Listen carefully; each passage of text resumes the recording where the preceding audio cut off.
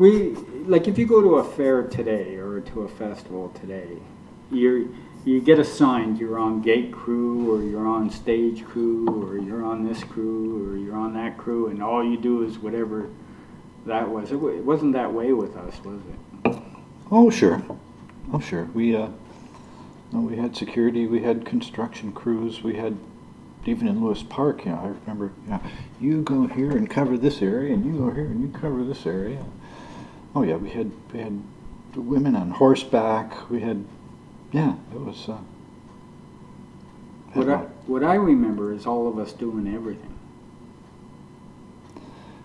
Oh, we had overlaps, I'm sure. The other thing we used to do, I don't know if you remember this, is we used to draft people on the spot. Do you remember that? Like people would show up and say, "Can I help?" Oh, sure. That's called volunteering, not drafting. Well, I remember we used to sit along the marsh. I mean, you gotta duck that $2 entry fee somehow, right? So. Well, I remember Ron telling us, like, if you sit along the marsh, people are going to try to sneak in through the marsh, right? And when they come up out of the marsh, give them an option, right? They can either work or they can leave. No. My favorite one, I would give them an option. Okay, you want in free? Sing me a song. No, seriously, if they sang me a song, I'd let them in. Really? Most of them would cough up the money. Truly. It was a brilliant idea. Sure, you can get it free, no problem. Sing me a song. Ooh. I didn't care what song. I remember we used to sit there and we'd guide them through the marsh, and they'd come out and they'd be going, "Are you sure it's okay? Like there's no security around?" We'd say, "Don't worry about the security. Just like follow our voices." And then they'd get real close and they'd go, "Is there security anywhere?" And we go, "Don't worry about it. We are the security." And then we'd get them up and we'd say, right? And Ron told us to do this. He said, what he told me was, like, if they're ambitious enough to go through the marsh to get in here, they really want to be here, right? So let's put them to work. Let's give them the option, right? And most of them would take us up on it. Most of them, actually, some of them became really good workers. Some of them became a very big part of the group. That's right. Do you remember Roy Papineau? Oh, sure, I remember Roy. Do you remember how we came in contact with Roy? Oh, wow.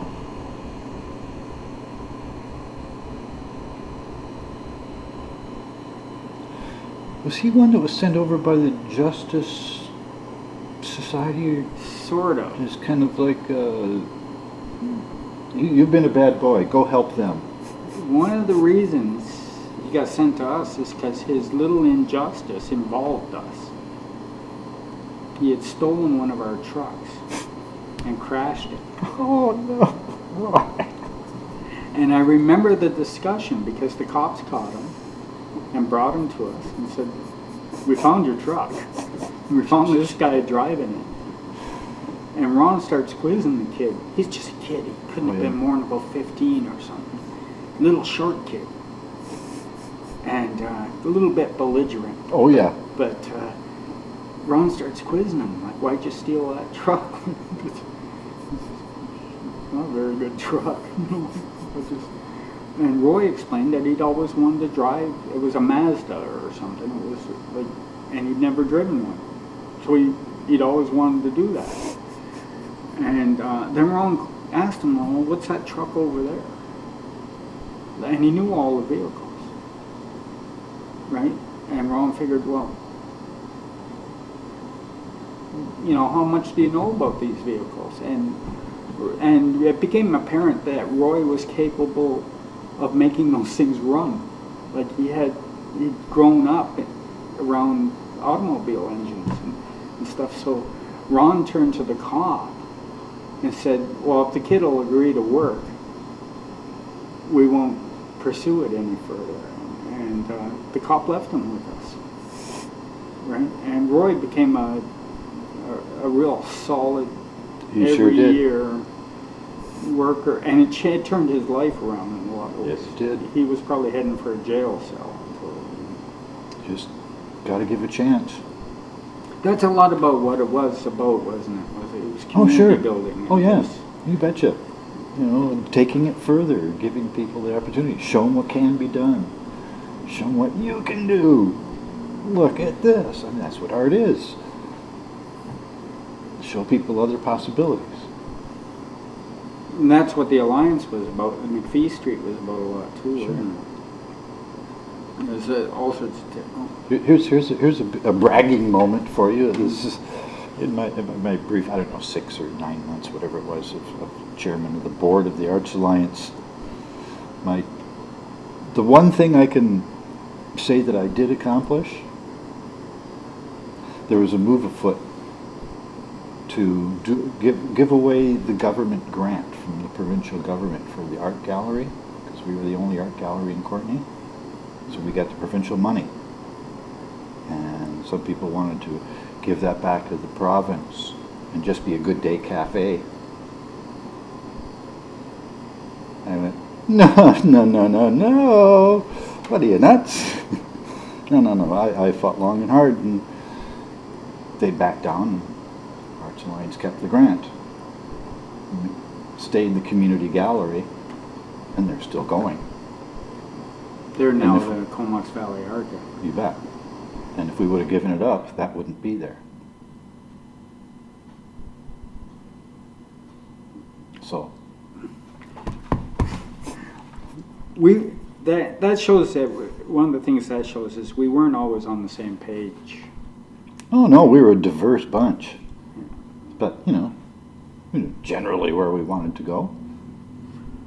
One of the great stories from Jed is,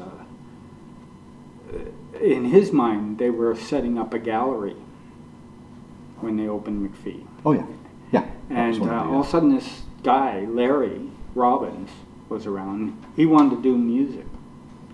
And Jed had just imported a big stained glass show. And somehow the board said, well, if this guy wants to do music, he can do music. And kind of overruled Jed.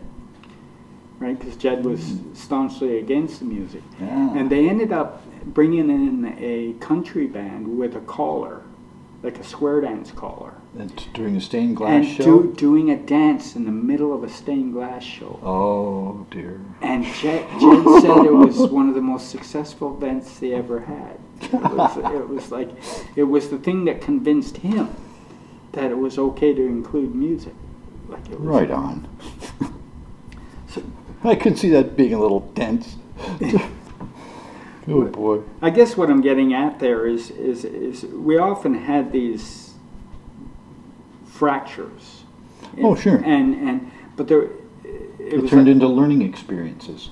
And yeah, we also learned, like, I really want to talk to you about security a lot because you were so big. That was part of security too. Like we learned from our, like if you go to the fairs today and you say, well, why do you do this way? They give you a ticket out. Because this is the way we do it. Yeah. Right, but that's not the way we were, was it? That's because they're just expecting dummies to show up to work, who know nothing. So here it all is, all written down, follow the rules. Mm-hmm. No, we expect intelligent people to show up who are flexible and could deal with all sorts of situations. And we made the most of that, too. Oh.